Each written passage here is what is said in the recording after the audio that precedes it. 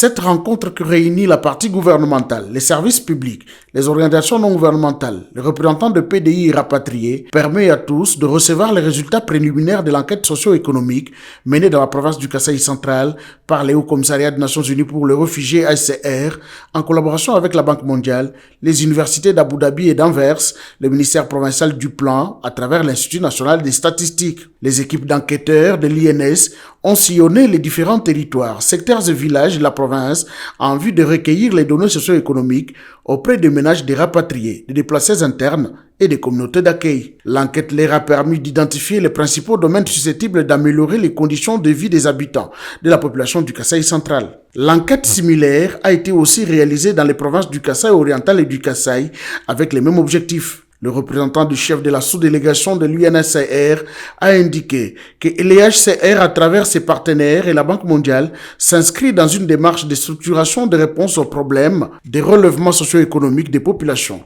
affectées par le déplacement forcé et de ceux qui les accompagnent dans leur vie quotidienne. La démarche amorcée dans cet atelier organisé par le HCR est de permettre aux participants d'enrichir et finaliser les résultats de cette enquête dont la collecte des données s'est achevée en février 2023. Le HCR promet de mettre les conclusions de cette enquête à la disposition du gouvernement central, des gouvernements provinciaux et des différents acteurs humanitaires et de développement afin de les aider à mieux comprendre les réalités locales et améliorer la planification et la conception des programmes mis en œuvre en faveur des populations contraintes de se déplacer. Les données serviront également d'outils importants pour négocier avec les institutions publiques et développer les mécanismes d'appui aux efforts du gouvernement congolais en vue d'améliorer la vie de ménages de la province. C'est donc un outil de plus qui s'ajoute aux nombreuses études précédente, mais qui a l'avantage d'avoir été structurée selon les normes de la Banque mondiale.